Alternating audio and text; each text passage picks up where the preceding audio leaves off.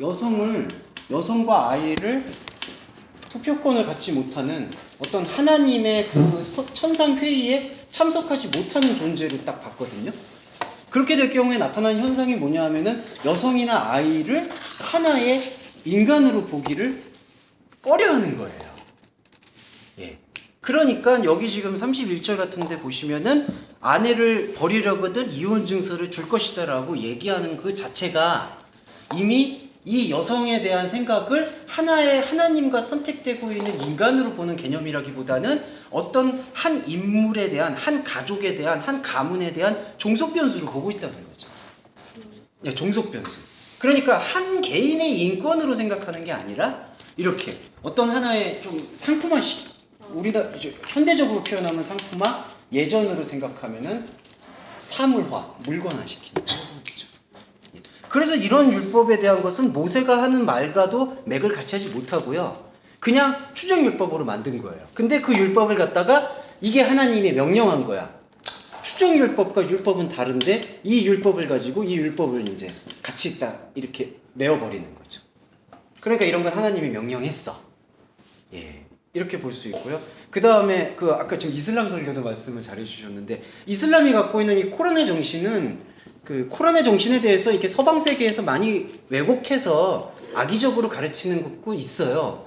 선한 부분도 있거든요. 근데 이 코란에 있는 핵심의 한계들은 뭐냐 하면은 모하메드라는 이 창시자의 그 정신이 모세에 대한 그 계명 정신을 어떤 인식으로 받아들였냐면은 하나님과의 관계성의 율법으로 보는 게 아니라 추정 율법의 상태성으로 그것을 해석하고 그것을 하나의 계명화시킨 것이죠. 그러니까 이 코란을 가지고 이제 그 해설을 하는 게 아토아라고 저는 들었는데 그 해석 자체가 이러한 어떤 추정율법 속에서 다 코란을 해석을 하니까 하나님과의 관계나 신성에 대한 관계라기보다는 다 이런 어떤 삶에서의 디테일들, 예, 그런 걸로만 다 판단하게 되는 경향을 볼 수 있다. 예.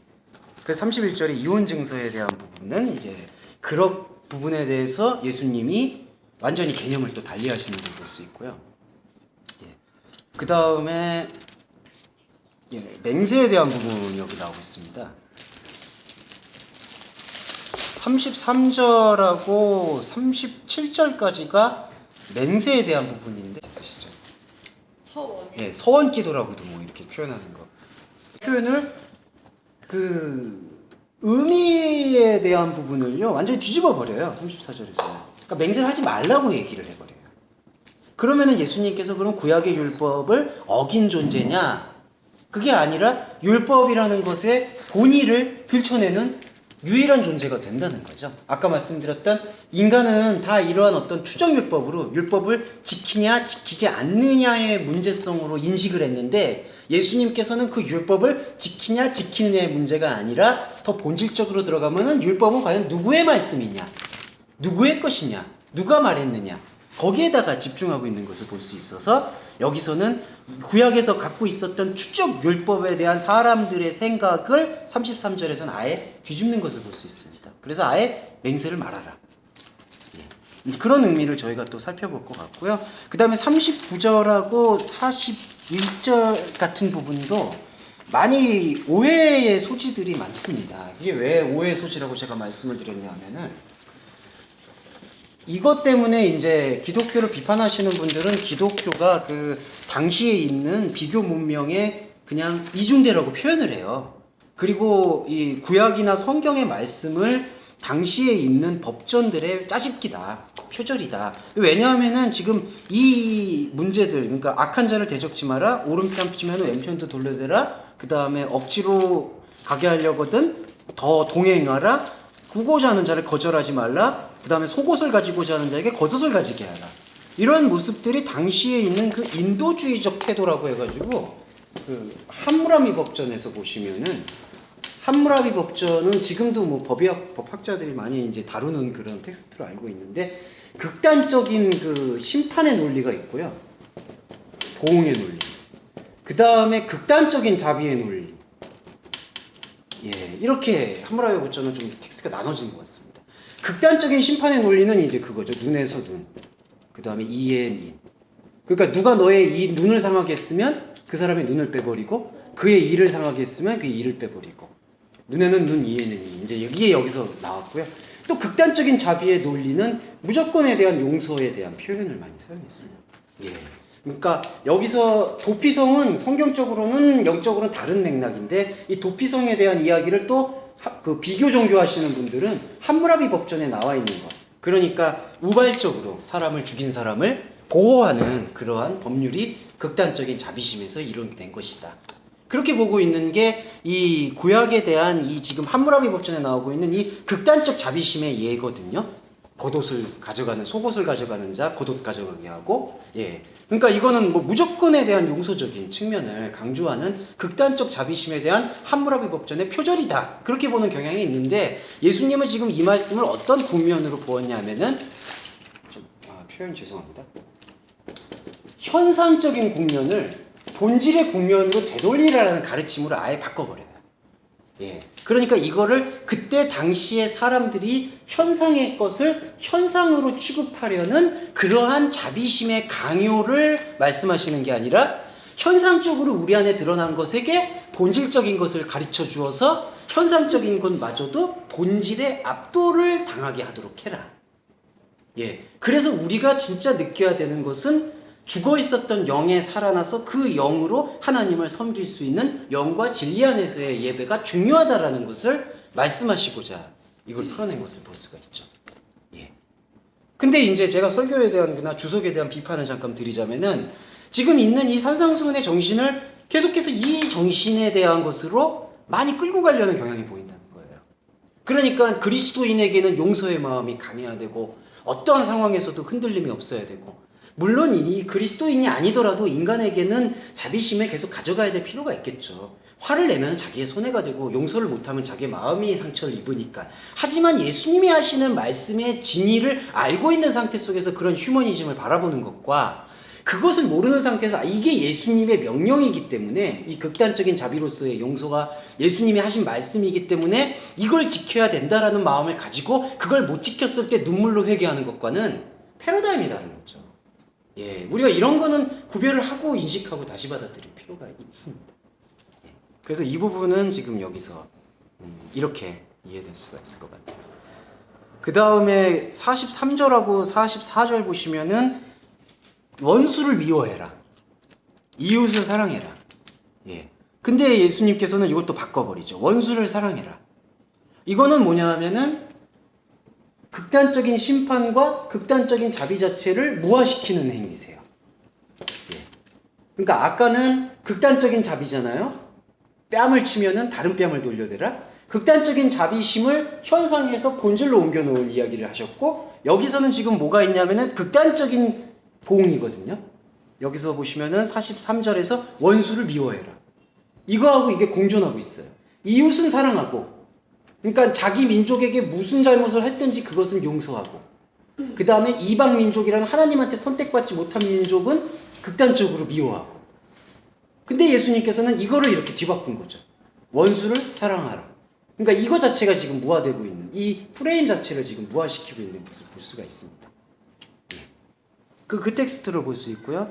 그 다음에 46절과 47절, 48절이 이제 5장의 마지막인데요. 여기서 주목할 수 있는 건 세리입니다. 예. 예. 여기 지금 46절 보시면은 세리도 이같이 아니하느냐. 예. 그러니까 너희가 너희를 사랑하는 자만 사랑하면 무슨 상이 있겠느냐. 왜 여기다가 갑자기 세리를 집어넣느냐. 예. 그런 부분에 대한 좀 묵상이 필요한 것 같아요. 예. 그 세리가 이제 당시에는 세관원. 예. 그 세금 징수하는 사람. 그러니까 CPA죠, 우리 요즘으로 말하면은. 예. 이렇게 말하니까 세리가 되게 높아 보이는 것 같아요. 예. 제가 이거 여담인데 옛날에 교회에서 오늘이 세리라는 단어의 46절에서의 그 단어가 텔로이오나이라는 헬라어가 사용되고요. 그 다음에 48절에서 너희 아버지의 온전하심과 같이 너희도 온전해라가 여기서 텔레이오이가 사용됩니다. 같은 어원에서 지금 파생되고 있는 단어인데 그 의미가 지금 이제 완전히 달라지고 있는 것을 지금 볼 수가 있습니다. 예. 그래서 이제 그 의미에 대해서 저희가 한번 살펴보는 그런 시간을 오늘 한번 가져볼까 합니다. 예. 이게 범위가 좀 넓어서 예. 여기 이제 대답드렸어요. 갖고 있는 이제 큐티의 적용이라든지 삶의 적용이라는 측면들을 그것도 참 감사하고 좋은 일인데 어떤 삶을 지금 내가 어떻게 살아야 될 것이냐, 내가 무엇을 살아야 될 것이냐라는 그런 질문들을 많이 갖게 되는데 그러한 삶이 예수님이 말씀하시는 삶의 모습에 부합이 되느냐? 근데 이제 우리가 냉정하게 살펴보면은 그 삶의 우리가 생각하는 삶의 적용들의 모습은 현상에서 벌어질 수 있는 삶의 적용들의 모습이고 예수님께서 펼쳐주셨던 너의 십자가를 지라든지 너의 삶을 살라는 그런 모습들의 삶은 본질의 삶을 지금 말씀하시는 걸 볼 수 있습니다. 그래서 예수님께서 우리에게 자기 십자가를 지라는 그런 표현들의 핵심은 하나님의 보내신 자 그리스도의 말씀이 우리 안에서 흐르도록 그래서 결국에는 그것을 사도 바울이 말씀이 몸이 되어지도록 살아가는 것을 바로 삶이라고 얘기를 했고 그러한 삶을 나누는 것이 교회가 되어야 되는데 이제 약간 분리를 해보자면은 어떤 우리가 표상적이고 표피적인 삶에서의 고민과 아픔들을 나누고 치유하는 데 집중을 하잖아요. 근데 그건 나쁘다 좋다가 떠나서 그것을 치유받으려면은 본질의 삶이 우리 안에서 하나님의 말씀과 연합된 채로 흘러 넘쳐야 되거든요. 그것이 되었을 때 우리가 이제 부차적으로 우리의 삶에서의 표피적인 삶이 만약에 몸이 아프거나 일이 잘 안 되거나 힘들거나 관계가 아플 때 이 본질의 모습을 기억을 하면서 나아가는 게 그리스도인의 삶의 모습이다. 근데 이제 지금 많이 왜곡되고 있는 부분은 사실은 그리스도인의 삶의 모습은 이러한 표피적인 삶의 모습이 변해야 된다라고 얘기하는데 표피를 표피로 해결하려고 하는 거예요. 그러면 표피적으로는 좋아 보이는 사람이 있을 수 있고 나빠 보이는 사람이 있을 수 있고 근데 좋아 보이는 사람은 그럴 때 기준이 믿음이 좋아 보이는 거고 나빠 보이는 사람은 믿음이 부족한 사람이 되는 그러한 프레임을 계속해서 가져가고 강요하고 그런 예배와 설교가 난무하게 되면은 말씀이 몸이 되는 사건과는 점점 거리가 멀어지는 게 아닌가. 그래서 저희가 오직 예배를 해야 된다라고 얘기한다면 말씀을 나눠야 된다라고 얘기한다면은 예수님이 말씀하셨던 그러한 본질의 뜻이 무엇인가를 최대한 풀어내고 그 안에서의 생명을 발견해 나가는 것이 삶과 진리의 예배라고 이렇게 얘기할 수 있지 않느냐. 그렇게 볼 수 있겠습니다. 그래서 그러한 취지에서 저희도 지금 이러한 산상수훈을 그런 방향과 목적성을 가지고 묵상을 했을 때 우리의 생각은 깨어지고 하나님의 생각이 우리를 인도해 주시지 않는가. 예. 이러한 훈훈함 속에서 이제 사계선생님만 좀 소개를 해주시죠. 너무 흥얼거린다. 너무 이게 자화자찬 너무 좋은데 이게 훈훈하고 저 이런 분위기 정말 좋습니다. 그럼 여기서 잠깐만 저거 할게요. 네. 이 삶이 보면 보통 보면 십자가의 삶 얘기를 하잖아요. 저도 그걸 좀 오래 겪고 왔지만 보통 보면 십자가를 우리들 기준에서 알기는 나한테 주어진 어떤 상황과 환경의 어려움, 또 그런 어떤 사람 부딪히는 그런 부분을 십자가로 규정하는 성도들도 많이 있고요. 예. 근데 그거를 좀 넘어선 단계는 내 옛사람이 죽은 걸 십자가를 날마다 지고 가야 한다. 이제 그렇게 보는 차원이잖아요. 근데 지금 이 목사님 하시는 이 본질의 말씀을 보면 그 십자가의 삶을 내가 자의적으로 가는 것이 아니라 이 말씀이 우리 안에서 생명으로 흘러갈 때 우리 그 옛사람이라는 존재는 말씀이 들어오게 되면 당연히 그 말씀에 의해서 압도당할 수밖에 없다는 거잖아요. 그렇죠. 그게 십자가의 삶의 능동의 삶으로 보시는 거잖아요. 예, 그렇죠. 예수님이 말씀하셨던 것도 그래서 그런 부분을 조금 더 이렇게 설명을 해주시면 그러니까 가장 그 개념의 차이는 그런 부분이었던 것 같아요. 그 이제 옛자를 죽인다라든지 이제 그 옛사람에 대한 것을 벗어버리는 어떤 그런 행위에 대한 표현을 그런 과연 말씀은 얼마 정도 우리한테 할애하고 있는가라고 봤을 때에는 저희가 조금 더 냉정하고도 정확하게 표현을 드리자면 거의 없다고 봐도 과언이 아니죠. 그러면 뭐냐? 지금 아까 말씀드린 것처럼 우리가 말씀이 몸이 되는 하나님께서 말씀하셨던 그 말씀의 생명력 안에서 우리가 숨쉬는 것을 느끼고 감흥을 할 때 그러한 숨쉬고 느끼는 감흥을 통해서 나한테 주어진 삶을 살아가는 것이다. 그렇게 볼 수 있는 측면인 것 같아요. 근데 이게 되게 되게 이제 미묘한 거는 뭐냐면은 성경은 그러한 것에 대해서 우리가 어떻게 살아가야 될 것이냐에 대한 규범을 어떻게 보면 우리가 처한 삶에서의 생명의 선택으로 주신 것 같아요. 그러니까 그거를 어떻게 해라 이렇게 해라라는 것을 규범화처럼 주고 있는 텍스트가 성경의 본질은 아니다. 그러니까 가장 그런 것 중에 오해받고 있는 게 이제 사도 바울의 말씀들인데 사도 바울의 가르침들이 그렇다면 우리 삶에서 어떻게 살아야 된다는 규범을 주는 그런 의도냐 아니면은 어떻게 해서든지 말씀이 몸이 되도록 우리를 권면하고 우리를 독려하고자 하는 의도로 채워져 있느냐 당연히 후자의 의도로 채워져 있고 우리는 그런 의미로 그거를 봐야 되겠죠. 근데 이제 그렇게 보지 못하게 되는 경우에 수들이 지금 좀 많이 만연하고 있지 않는가. 예. 그런 좀 상태를 좀 살펴볼 수 있을 것 같습니다.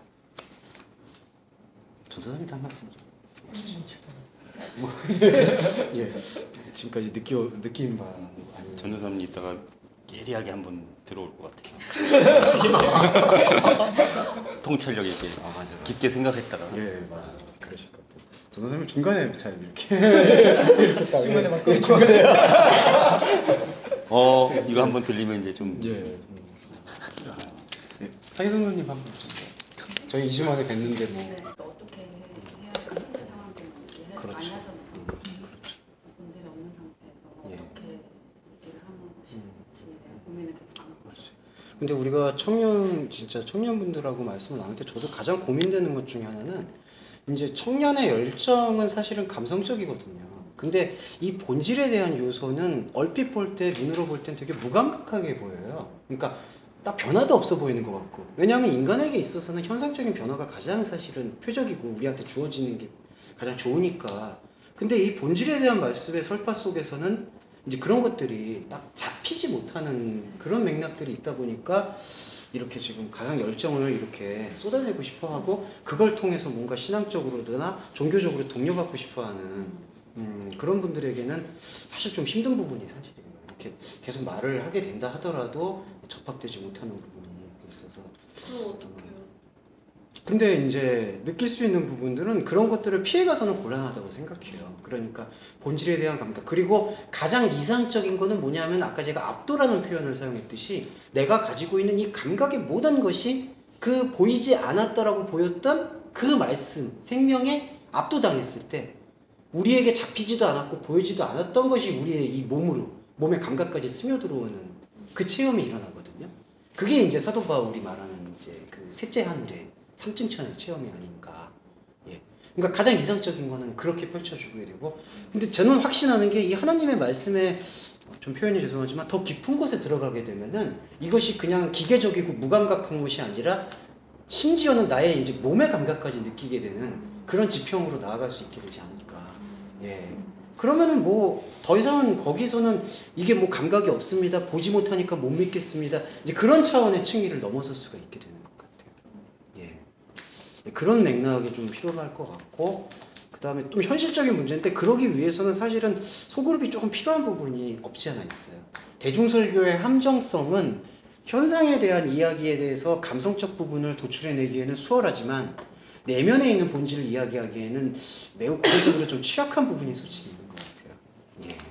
그래서 제가 뭐 대중설교라든지 좀 큰 집회라든지 그런 동기부여를 제가 간과하자는 건 아니고요. 예, 그런 걸 통해서 우리가 감성적으로 고양되는 것도 필요하니까. 하지만 진짜 우리가 압도될 수 있는 그 상태와 상황을 이루기 위해서는 이렇게 조금 적지 않은, 그러니까 10분 이내의 본들이 모여서 계속해서 논의하고 자신의 감각들을 나누고 자신의 생각을 이렇게 내면서 하나님의 말씀으로 완전히 이제 합류돼 들어가면은 그렇게 된 분이 또 이제 다른 곳에서 예, 말씀을 증거하시게 되지 않을까. 예, 그게 가장 바라는 바람입니다. 말씀하신 거랑 네. 맥락이 맞으면 예. 잠깐 뭐 말씀드리는 구절 네. 살짝 설명해 주시면 좋을 것 같은데 히브리서 4장 10절에서 13절인데 예. 일단 제가 읽겠습니다. 예. 이미 그의 안식에 들어간 자는 하나님이 자기 일을 쉬심과 같이 자기 일을 쉬느니라. 그러므로 우리가 저 안식에 들어가기를 힘쓸지니 이는 누구든지 저 순종치 아니하는 분에 빠지지 않게 하려 함이라. 하나님의 말씀은 살았고 운동력이 있어 좌우의 날선 어떤 곰보다도 예리하여 혼과 영과 및 관절과 골수를 찔러 쪼개기까지 하며 또 마음의 생각과 뜻을 감찰하느니 지으신 것이 하나라도 그 앞에 나타나지 않음이 없고 오직 만물이 우리를 상관하시는 자의 눈앞에 벌거벗은 것 같이 드러나니라. 아까 말씀하신 거랑 예. 아니 설명이요? 설명이요? 아, 예. 아니 예. 맥이 맞으면 맥이 예. 지금 그 행위에 대한 부분이 여기서는 좀 강조되고 있는데요. 그래서 이거를 지금 표층적인 현상성과 본질에 대한 부분으로 나누자면은 안식에 대한 부분을 여기서 지금 설명하고 있는데 사실은 안식이라는 것이 7이라는 숫자의 개념인데 7이라는 숫자의 개념은 완전성을 이제 왜냐하면은 이거는 이제 히브리 개념이죠.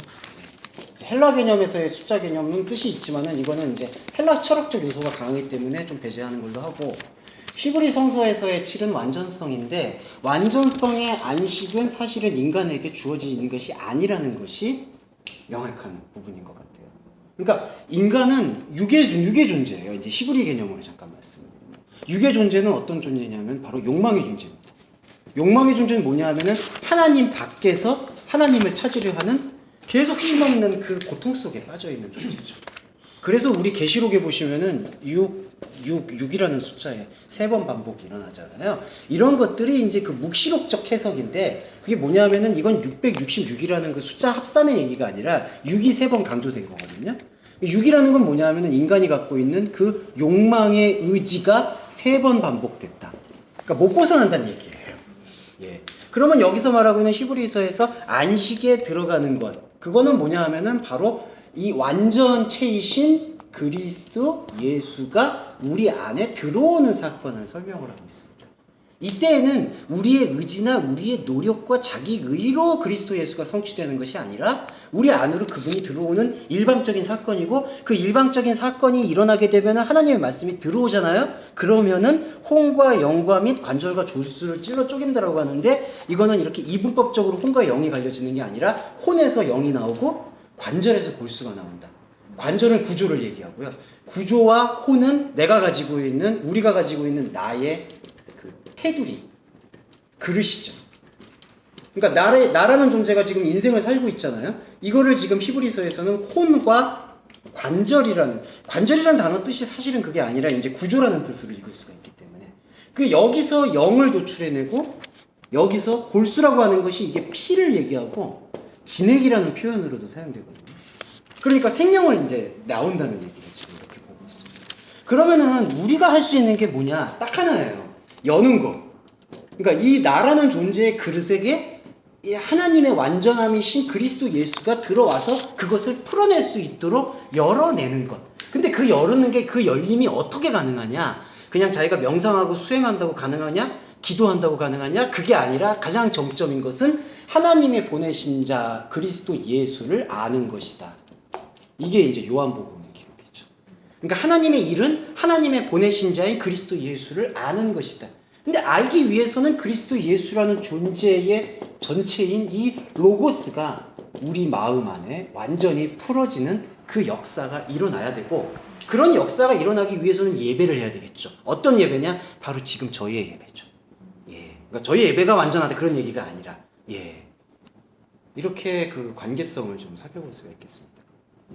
계시록에선 이걸 강조해야 돼요. 그러니까 666이라는 숫자가 뭐 이렇게 바코드를 받는다든지 베리칩을 받는다든지 이런 의미만이 있는 것이 아니라 가장 중요한 것은 인간이 이 완전한 생명력이신 그리스도의 말씀을 자기의 마음밭에 받아들이지 못하게 되는 그 상태가 곧 욕망에 예속돼 있고 그게 곧 고통이고 지옥이라는 표현을 계시록에서는 본질적으로 풀어내고 있죠. 그러니까 그런 의미들을 연동하고 지금 우리가 삶에 나오고 있는 이 사회적 상황이나 삶의 정황들을 묵상할 필요가 있겠다. 네, 그렇게 생각합니다. 예. 근데 집사님 뭐 많이 이렇게 찾으시는데 혹시 아니 뭐, 적응이 안 돼갖고 이게 한참 보면 맞다 이거 집사님 아직 책 사셨는데 골방에도 들어가고 그래서 지금 힘써야겠어요. 포에마. 적응 안 돼.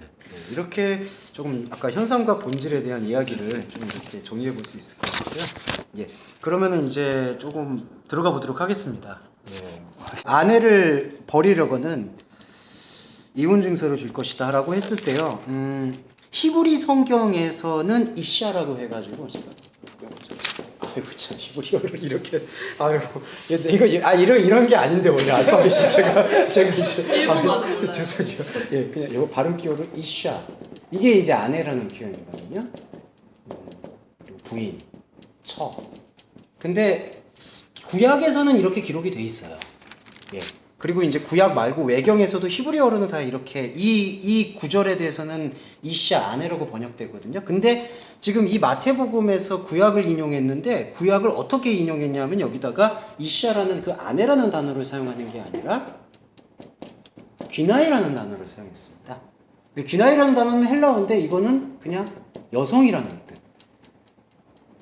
그래서 기혼, 미혼 상관없이. 예. 그래서 예전에도 항상 논쟁이 됐었던 게 여성의 몸에서 그리고 이제 그걸 누가복음에서요 처녀의 몸에서 잉태되었다. 근데 이 단어가 사용됐어요. 그래서 이제 그 기독교 비판하는 분들이 사람들이 이 여성이라는 의미는 기혼 여성, 미혼 여성을 가리지 않기 때문에 처녀라고 번역하는 것은 오류다. 예, 그렇게 이제 또 비판하는 분들이 있는데 그건 나중에 또 말씀을 드릴게요. 왜 귀나이가 사용됐는지. 예, 그거는 맥이 전혀 맞지 않는 얘기고요. 근데 여기서는 지금 중심이 뭐냐면은 부인이라는 표현을 구약에서는 그렇게 기록이 되어 있는데 신약에서는 누구든지 너가 소유하고 있는 여성. 예, 그렇게 표현했습니다. 너의 여성. 그래서 저저번 주에 저희가 그 간음에 대한 이야기 나눴었잖아요. 그 연실 기억나시죠? 네. 예, 그 여성에 대한 기억나요? 예, 그렇죠, 예, 그 여성에 대한 이야기를 본질적으로 하는 것이 아니라 우리 안에 있는 수용태와 능동태의 입장으로 볼 수 있다. 그러니까 하나님의 생명 앞에서 세워지는 존재성의 젠더를 이걸 영적 젠더라고 좀 표현하는데 남성으로 본 거고 하나님의 말씀을 받아들이고 흡수하는 그런 젠더를 여성의 젠더성으로 지금 표현합니다. 그래서 여기서 구약에 있는 의미를 예수님의 말씀을 전해 들은 마태가 어떻게 표현을 했냐면은 자기의 여성을 내버리는 존재에게는 이혼 증서를 써줄 것이다. 이것 자체가 구약의 의미가 추정율법일 뿐이라는 사실을 지금 밝히고 있는 거죠. 왜냐하면은 이혼 증서라는 게 뭐냐면은요, 아포스타시온이라는 단어인데 이거는 이혼 증서라는 뜻이 강하기보다는 그냥 분리, 구별 그런 뜻을 사용하고 있습니다. 분리 증서. 근데 이거를 이제 한글 번역을 할 때 이제 이혼이라는 표현으로 받아들이는 거죠, 자연스럽게. 왜냐하면 자기 아내라는 것이 일단 인식으로 영적 젠더라는 인식이 아닌 상태로 받아들이면은 여성을 이렇게 버리려고 할 때는 이혼 증서를 내버리면 된다. 그러니까 그렇게 해서 번역을 했는데 그거는 번역상의 이제 의역인 것이고요. 본질적인 걸 봐서는 분리 증서라고 보는 것이 정확합니다. 그러면은 이게 왜 잘못됐느냐라고 얘기를 하면은 예수님께서 32절에서 나는 너희에게 말하노니 누구든지 음행한 연고 없이 아내를 버리면 이런 죄송합니다. 이게 번역이 선배님 오셨는데 제가 말을 조심해야 되는데 아마 원래 그 앞에가 뭐 기레기 하시려고 그러는데. 그 음행한 저는 이게 개역 개정은 이렇게 되어 있는데 혹시 한선원님 거기 성경은 어떻게 표현됐나요? 한글역은 거기도 음행한 연고라고 되어 있나요? 예. 음행한 연고인데 이제 이게 번역을 해보면은 로고 포르네이아스. 예, 그래서 악의 말씀이 없이 아내가 아니죠. 여성을 버리는 자는. 예, 요 대목이요. 악의 말씀이 없이 여성을 버리는 자는. 이 대목이 지금 어떤 대목이냐면 누구든지 음행한 연고 없이 아내를 버리면. 예, 이 단어에 대한 이 해석입니다. 그러면 일단 보실게요. 연고라고 번역되어 있는 부분이 이 로고스로 번역이 됐습니다. 그러니까 로고스라는 건 대표적으로 아무래도 지금 이 신약 성경에서는 말씀을 지금 갖고 있는데 악의 말씀이라는 게 어떤 뜻이냐? 여기서 해석이 좀 필요한데요. 말씀 자체는 악하다, 선하다 그런 기준이 없죠. 이거는 우리가 만들어내는 기준이 아니라 하나님께서 우리를 찾아오시는 말씀하심의 기준이기 때문에 그분에게는 선과 악의 기준 자체가 있는 게 아니에요. 근데 이것이 악에 사로잡혔다는 건 뭐냐 하면은 이 말씀이 우리의 마음 안에서 하나님의 말씀하심으로 온전히 풀어지지 않을 때 그것이 하나님을 가로막기 때문에 악으로 본 것이고 그것을 악의 말씀이라고 부르는 거죠. 그래서 악의 말씀이 없는 상태에서 여성을 버린다는 게 되게 역설적인 게 악의 말씀이 없으면 어떤 말씀이 나오냐면은 생명의 진리적 말씀이 나오는 거거든요. 좋은 거네요. 예. 그러는데 악의 말씀이 없는 상태인데 여성을 버린다라고 지금 표현하고 있어요. 이게 되게 역설적인 거죠. 예. 그리고 왜 그럼 이 없다라는 표현을 사용했느냐? 죄송해요. without을 왜 사용했느냐? 이거는 바로 이 로고스에 대한 고백은 우리 안에 우리의 의지로 이러한 말씀을 만들어낼 수 있는 게 없다라는 사실을 고백하는 거기 때문에 없다라는 사용을 여기다 역설적으로 사용했어요. 그러니까 그리스도인의 신앙 고백의 절정은 내 안에 하나님의 말씀이 없다라는 것을 역설적으로 하나님의 말씀, 지금 저희가 이 말씀을 듣잖아요. 이 말씀을 통해서 발견해서 날 수 있는 고백이라는 거죠. 근데 이런 말씀이 없이 여성을 버리는 자는 여기 보시면은 간음하게 하는 것이다. 그때 저번 주에도 말씀을 드렸지만은 간음이 모의 케이스인데 이것이 이제 불경건이라는 의미로 있죠. 실제적 유체적 간음이라는 단어는 따로 사용되고 있고 여기서 말하고 있는 것은 불경건. 그러면은 영적인 불경건이라는 뜻이 무엇이냐? 바로 이 여성을 불경건, 하나님과 떨어져 있고 분리된 상태로 내버려 두는 상태, 방치죠. 직무유기가 되는 것이고. 그럼 여기서 여성은 무엇이냐? 바로 내 안에 있는 하나님의 말씀을 받아들여야 할 수용태를 지금 설명하고 있고 그 이 수용태를 그대로 그냥 내버리게 만드는 거예요. 불경건 속에, 간음 속에. 한 가지 더 말씀드리면 여기에 불경건은 그 도덕 윤리적인 불경건이 전면으로 나오는 게 아니라 본질적인 불경건. 그러니까 하나님과 접점을 못 갖고 있는 상태. 예. 그 다음에 악순환이 뭐냐 하면요. 그 다음에 악순환은 내 버려져 있는 여성에게 들어가는 것도 간음하는 것이다. 예. 그럼 무슨 뜻이냐면요. 여기 지금 여성을 버리는 자가 간음이 되었잖아요. 불경건에 지금 빠져 있잖아요. 그러면은 불경건 상태에 빠져 있는 거는 이거 조금 제가 말을 좀 그런데 이게 지금 내 안에서 다 벌어지고 있는 영적 사건이거든요. 내 안에서 하나님의 생명을 받아들여야 될 이 신부로서의 수용태의 여성이 지금 이 음행의 말씀이 없다라는 생명 고백이 안 이루어지니까 지금 이것이 지금 간음 상태에 빠졌어요. 불경건의 상태. 근데 그냥 이대로 가면 좋은데 이대로 멈추면 좋은데 이거를 다시 결합을 시켜요. 그래서 여기서 이 표현이 나옵니다. 버린 여자에게 장가든다. 그러니까 지금 이게 지금 직무유기처럼 영적 불경건에 빠져버렸거든요. 근데 이것을 다시 결혼을 시켜요. 그럼 이 결혼은 어떤 결혼이냐? 이제 구약이냐 계시록에서 다 이세벨이라는 상징성을 사용했죠. 이세벨과의 결합, 음란, 음행. 그러니까 음란이나 음행이라는 것이 지금 이 섹슈얼 성적 스캔들에 대한 얘기를 하는 것이 아니라 그것은 번외의 우리의 삶의 문제고요. 사는 것의 문제고 여기 본질적으로 하나님과의 말씀과의 결합을 이루어내지 못하고 있는 여성은 필연적으로 버려져 있는 이 다른 세계, 다른 세상의 것과 결합될 수밖에 없다라는 것을 지금 여기서 설명하고 있는 것이죠. 이세벨이 그게 이제 그 구약에서 음녀라고 그러니까 음란한 여성이라는 표현을 많이 사용했는데 이게 왜 유래가 있냐면은 이게 이제 그 이방 종교의 여사제로 많이 알려져 있습니다. 그래서 이방 종교에서는 이 여사제가 이제 어떤 행위들을 많이 했냐면은 어떤 이교적 행위들. 예. 이제 그런 행위들을 많이 했기 때문에 이스라엘 백성들은 아 저렇게 음란한 행위들을 하는 이교의 여사제들과 어울리는 것이 자폰이고 이제 순수성을 해치는 거구나 해서 이 이세벨을 통칭해서 음녀라고 불렀어요. 근데요, 이제 이런 말씀을 좀 드리면 좋을 것 같은 게, 다 이러한 어떤 표현들 안에는 사실은 이 영적 젠더를 보기 이전에 편견들이 내재되어 있어요. 마녀라는 것도 마찬가지죠. 뭔가 여성이라는 그 존재를 성경은 다 이 내면적인 걸 통해서 지금 질서를 잡기를 원하거든요. 남성의 모습과 여성의 모습을. 근데 그게 아니라 영적인 건 따로 떼어놓고 표면적으로 보니까 뭔가 여성이 움직이면 뭔가 불길한 거야. 아, 죄송합니다. 이제 그거는 이제. 그냥 뭔가 여성이 뭔가 하면은 뭔가 스캔들이 일어날 것 같고 불안한 거예요. 그걸 외제적으로 다. 그러니까 성경 언어들은 사실은 우리가 이것을 영적 관점으로 다시 본 다음에 풀이를 하고 해석하고 나눠야 되거든요. 근데 그게 아니라 딱 그거를 외형적으로 보니까 여자가 교회에서 잠잠하라는 것을 어떻게 해석하느냐? 실제 여성을 잠잠하라는 걸로만 딱 못 박는 거죠. 그래서 여성 목사 안수도 그런 것들은 아니죠. 그렇게 하면 그게 뭐 하는 건지 참 그렇습니다만 예. 악의 말씀이 없다는 게 네. 하나님 말씀이 결합되지 않은 걸 고백하는 거예요. 요게 두 가지가 있는데요.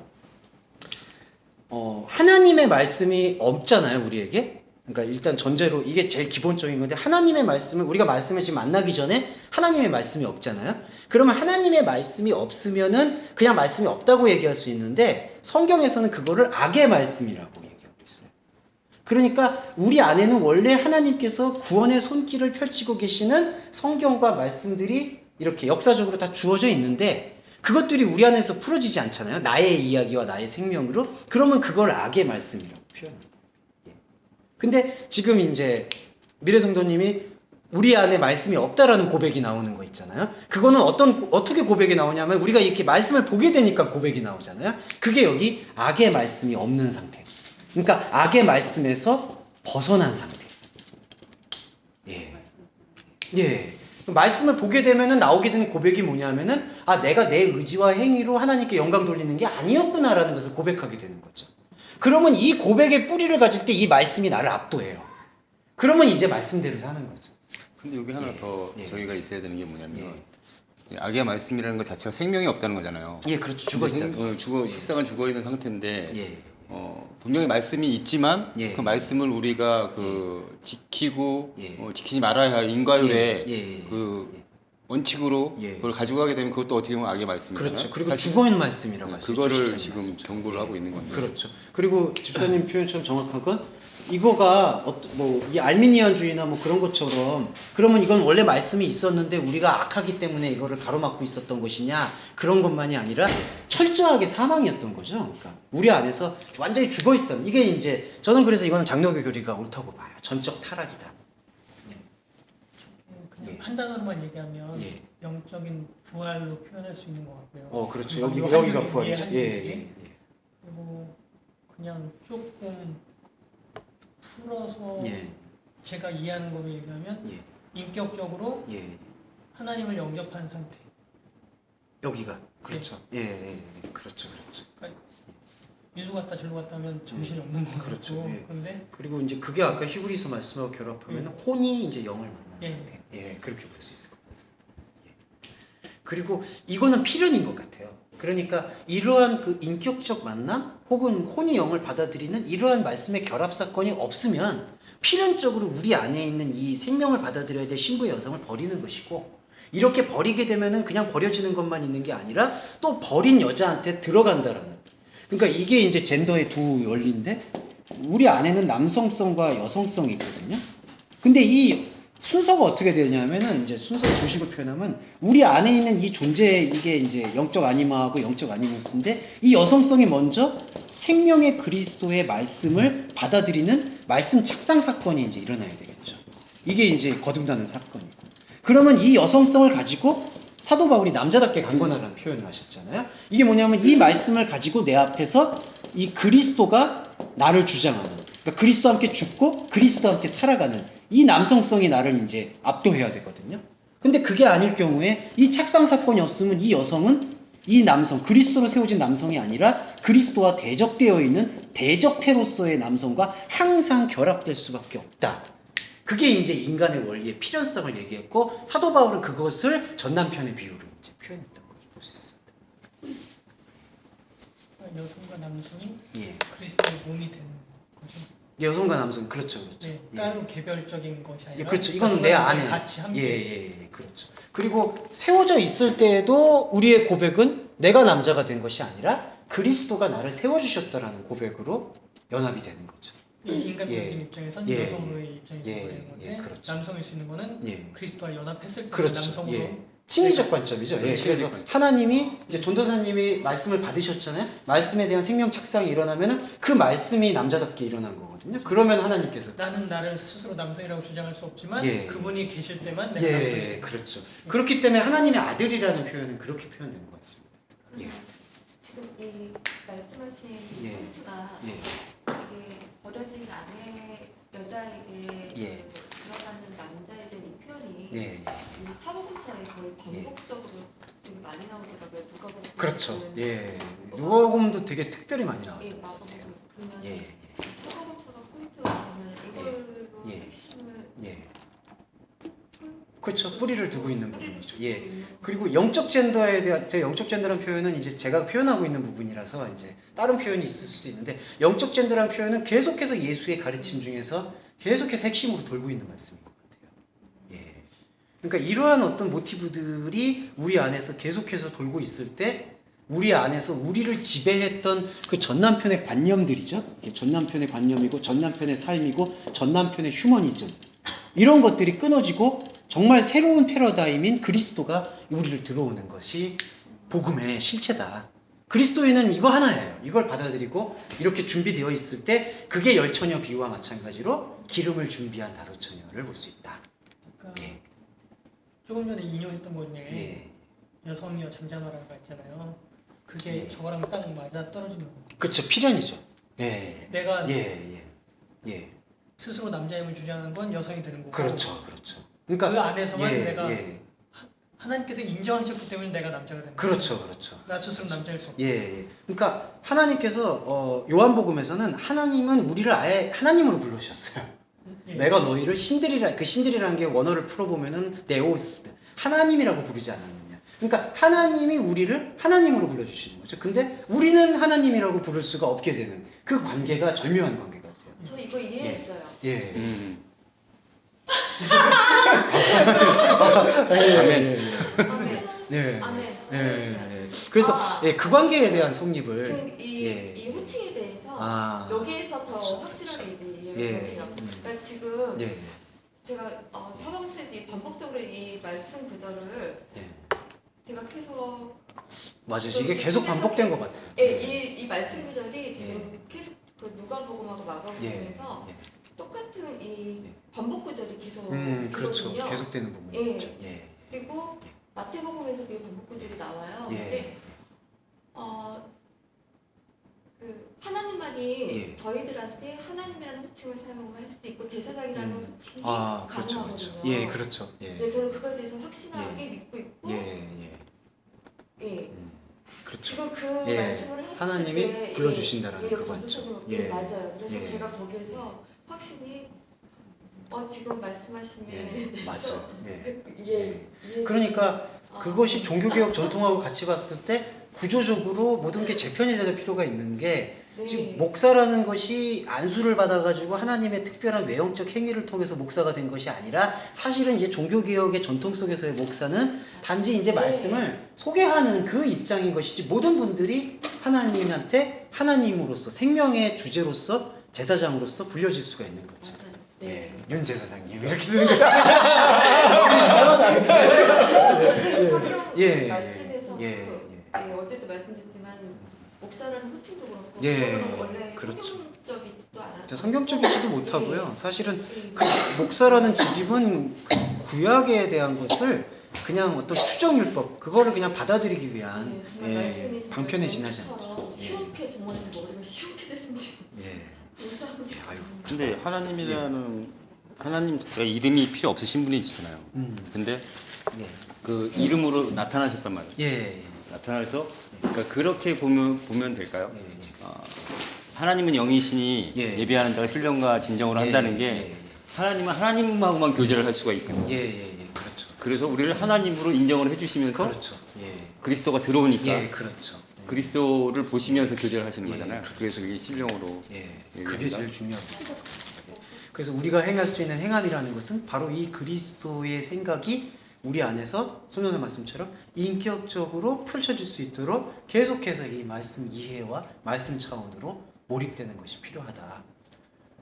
이건 조금 다른 질문인데 어떤 분들은 그러면은 왜냐하면 저희 이제 이모부님 아드님이 이제 자폐를 앓기 때문에 그러면 그렇게 정신 연령이나 이제 그런 근데 저는 그거는 하나님이 그 존재와 관계하는 그들의 언어가 있다고 생각해요. 그걸 누가 이걸 말씀을 깨달았느냐 안 났느냐 그렇게 판단할 수 있는 것은 절대로 아니다라고 보고요.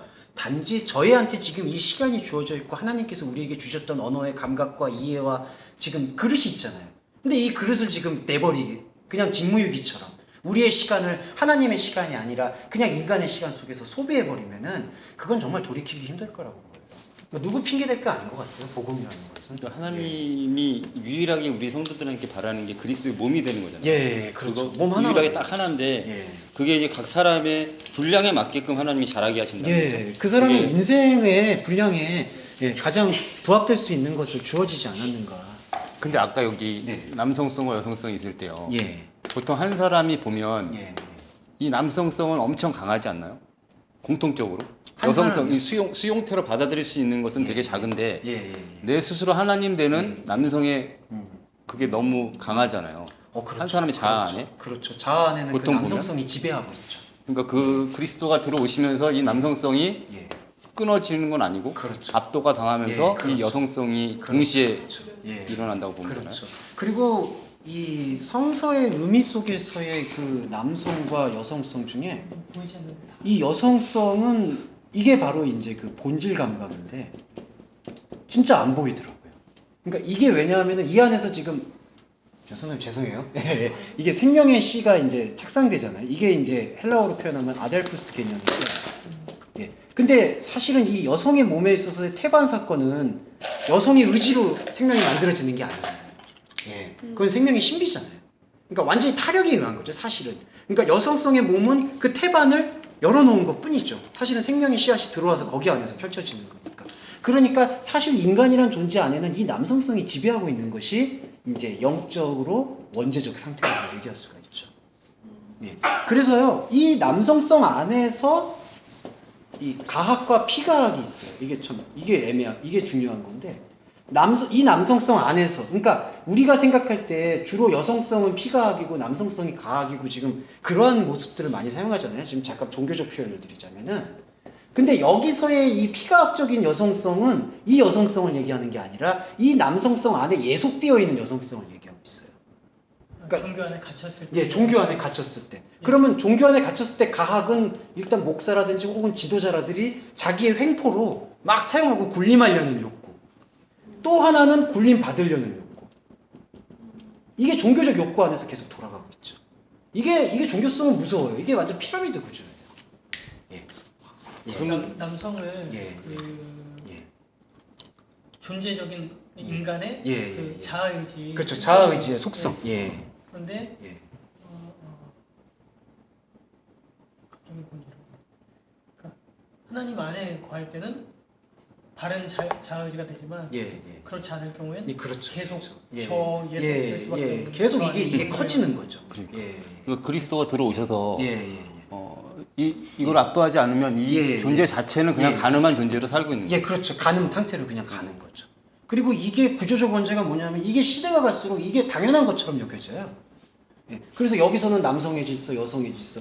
유교는 여기에서 그냥 가장 합리적인 거예요. 이거 합리적인 걸 밝힌 거예요. 장유유서라든지 뭐 조상을 섬기는 그런 부분이라든지 뭐 우리가 윗사람을 공경해야 된다든지 다 이게 여기 안에도 휴머니티를 이제 호소를 하고 있죠. 그러니까 우리가 여성성이라고 여성적이다라고 얘기하는 것을 주로 어떤 이러한 두 모습 속에서 찾게 되는 경우가 많거든요. 근데 이러한 모습들은 사실은 규정되는 부분들이 아주 옳지 않은 부분입니다. 그래서 사실은 그리스도인들에게서 일단은 먼저 남성성에 반성할 것들이 있죠. 남성성은 그러니까 물리적인 남성은 이 관계 속에서 득을 많이 봤어요, 사실은. 예, 왜냐하면은 남자다움이라는 것으로 예, 득을 많이 봤었죠. 그리고 여성은 여성다움이라는 것으로. 근데 이거 다 이 프레임이라는 거예요. 그리스도인의 진정한 남녀관계의 모습은 이 프레임을 깨고 이 프레임 속에서 동등한 한 인간으로서 받아들이게 됐을 때 동등한 한 인간이 남성의 몸과 여성의 몸으로 나눠지잖아요. 그 몸에 대한 센시티브에 대한 교류로 이제 이해를 해야 된다는 거죠. 예. 그러니까 이게 완전히 다른데 제가 왜 이 말씀을 드렸냐 하면은 말씀 기왕 드린 김에 말씀을 드리자면은 자꾸 이 교회에서의 그 성경의 말씀이 있잖아요. 성경의 말씀 안에서 아까 저 처음 시간에 좀 규범에 대해서도 말씀을 드렸는데 자꾸 규범적 텍스트를 요 프레임 안에서 해석을 하려고 하니까 그러니까 여성은 대표적인 게 아까 그거였죠. 그리고 타락도 뭐 하와가 먼저 타락했고 남자가 이런 식의 해석들이 지금 이 프레임 속에서 해석을 해버리다 보니까 이 프레임에 대한 논의는 오간데 없고 여기 안에서 질서를 잡으려고 노력을 하는 거예요. 그럼 여기서 질서가 잘 잡히면 믿음이 좋은 거고 질서가 다 안 잡히면 부흥이 안 되는 거고 이거 이렇게 돼버리면 말이 안 되는 거죠. 예. 좀 심하게 말씀드리면 여기 안에 복음이 과연 이렇게 나올 수가 있겠느냐, 가능성들이 희박하는 거죠. 아예 없다고 말할 수 없겠지만. 혹시 아담과 하와에 대해서도 예, 유산 관점으로 볼 수 있나요? 남성 그렇죠. 예, 그렇죠. 그 얘기는 단지 그 예, 그 얘기는 좀 히브리어 언어 사회가 좀 필요하기 때문에 다음에 그거 여기서 얘기하면 좀 해. 오늘 5장 끝내는 거예요? 예, 오늘 5장 끝날 것 같아요. 아, 오늘 끝날 때 되면 그냥 끝났네. 끝날려나. 예. 다음 예. 주에 그러니까 말씀을 보실 때, 이 프레임을 항상 이게 내 안에서 압도당하지 못하는 남성성이다. 예. 그런데 이 말씀을 우리가 묵상을 할 때 내가 과연 그렇다면 이 프레임 속에서 지금 말씀을 풀고 있진 않았는가에 대한 자성과 반성을 항상 이 말씀의 본질을 묵상하면서 가져가게 되는 게 삶의 큐티지, 다른 게 저는 큐티라고 생각하진 않습니다. 그걸 가지고 갔을 때 우리가 삶을 진짜 보게 되고요. 그 다음에 이런 것들이 우리의 삶에 있어서도 남성과 여성 관계에 있어서도 새로운 진짜 질서를 회복할 수 있을 거라고 보여요. 그걸 우리가 할 수 없다는 게 뭐냐면 예. 우리는 여기서밖에 풀려고 하지 않아요. 예. 존재가. 예. 자, 여기서 그리고 여기서 질서가 잡히면은 이게 되게 현상적이고 직물적이거든요. 그러면 뭔가 질서가 잡힌 것 같고 마음에 안도감이 들어요. 아, 그래도 우리 집안은 뭔가, 그리고 우리 당은, 우리 회사는 이게 질서가 잘 잡힌 것 같아. 일사불란해. 근데 거기에는 재앙이죠, 사실은 그렇게 보면. 근데 자꾸 왜, 좀 비판해서 죄송하지만 교회가 왜 그걸 따라가냐 이거죠. 캐톨릭이 재미를 봤잖아요, 사실은 이걸로. 모든 사제직 만들어 놓고 성인 추대하고 아주 복잡한 미사야 이렇게 딱 제도적으로 만들어 놓고 심지어 연어까지 만들어 가지고 죽은 사람까지도 담보물을 잡아버리고 이렇게 딱 만들었거든요. 여기서 모든 해석을 하고 외경은 딱 어울려요, 여기에다가 해석하기에. 캐톨릭은 외경을 보잖아요. 외경 텍스트는 다 여기에요. 마리아 복음서 같은 거 보면은 충성 봉사하면 복을 받고 여성의 믿어, 뭐 여성의 다 여기에요, 여기. 예. 아, 죄송합니다. 제가 캐톨릭이 아주 짜증이 나가지고 제가 예. 근데 왜 개신교가 이거를 나온 거잖아요, 사실은. 이거 보지 말자고 해서 루터도 이걸 보지 말자고 해서 이거 보자고 해가지고 나온 거고 칼빈도 이거 보자고 해서 나온 건데 왜 이거를 다시 반복하냐 이거죠. 예. 그건 아니라는 것을 이제 우리도 같이 같이 볼 수 있어야 되니까. 계속 퀴리오스 상태로 끌고 가야. 예, 그렇죠.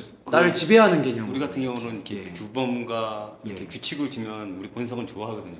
아, 이제 할 수 있어. 그런가? 예. 그러면 또 못하면 반성하고. 예. 예. 예. 후회했다가 또 일주일 예. 또 와서 회개하고 예. 말로. 예. 그리고 또 한 주 시작하고 하면 예. 그게 마치 맞는 것처럼 생각이 되거든요. 예, 맞습니다. 보이는 틀이 있는 걸 좋아하는 게 예. 그리고 기독교 논리에서도 이거 하나만 더 말씀드리면 페미니즘도요. 아쉬운 게 여기서의 전복을 욕구하는 거예요. 그러니까 이 페미니즘이라는 부분이 가학과 피가학에서 이 역할을 여성을 가학으로 가져가고 남성을 피가학으로 놓자. 예, 이런 거예요? 예, 그렇죠. 그러니까 이거를 보자는 얘기가 아니라 여기서 이 역할과 위치를 바꿔야 된다. 동등하게 보자는 게 아니에요? 그 동등성의 목표를 갖고 있죠. 근데 동등성이 되려면은 지금까지 남성이 갖고 있는 이 지배적인 기득권을 놓아내야 된다. 근데 그 기득권이라는 개념이 여기 안에서의 기득권을 내려놓고 남성들의 기득권을 빼앗아서 여성들의 기득권을 다시 주자. 근데 그게 나쁘다 좋다를 떠나서 이 프레임 안에서의 얘기라는 거죠. 그래서 이제 그 여성신학 같은 경우에는 이거 들어보셨죠? 여성신학. 예. 요즘 죄다 듣는 수업들이 그런 거. 그렇죠. 예. 그래서 이제 말씀드렸어요. 여성신학 같은 경우에는 이 프레임을 보려고 하기보다는 이 프레임 속에서 그리고 이 반대로 이런 여성신학이나 이런 관점들이 진보적인 것이고 이건 잘못됐다 해서 우리의 것을 지켜야 된다라고 얘기하는 보수신학자들이 뭘 얘기를 하냐면은 이 프레임을 여놓은 게 아니라 이거는 원래 하나님이 주신 질서이기 때문에 이 질서를 보존하는 게 주님의 뜻이다라고 바울이 얘기하지 않았느냐라는 헛소리를 한다는 거죠. 보수신학은 혹시 유교신학 아닌가요? 그렇죠. 유교적 가부장제의 그게 딱 소요를 받았기 때문에. 지금의 개신교 개혁주의도 예. 그렇고 개신교 전통에는 이런 잔재들이 좀 많이 남아있다고 저는 생각합니다. 그럼 지금 이게 예. 악을 극복해서 선에 이르고자 하는 그렇죠. 선악 패러다임. 그 패러다임이죠. 예, 그렇죠. 예. 왜냐하면은 이 질서는 끊임없이 욕망을 잉태할 수밖에 없어요. 무질서를 못 견뎌해요. 거기다 종교적으로 무질서를 불결한 것, 미완의 것, 하나님의 나라와는 어울리지 않는 것 이런 식으로 딱 못 박아 버리니까 우리 안에 삶의 다양한 국면들을 이해하기가 힘들어지는 거죠. 예. 그 치유나 상담도 마찬가지예요. 이 기독교 상담에서의 가장 아킬레스건은 뭐냐면은 하나의 기준을 놔요. 그리스도인다운 삶의 기준을 놓고 이 기준에 부합되지 못했을 때 그들을 감정적으로 동조하고 아파하면서 목적성이 뭐냐 하면은 제가 좀 이건 악의적으로 표현드린 거지만 이해해 주시면 감사하겠습니다. 이 기준으로 맞추려고 가는 거예요.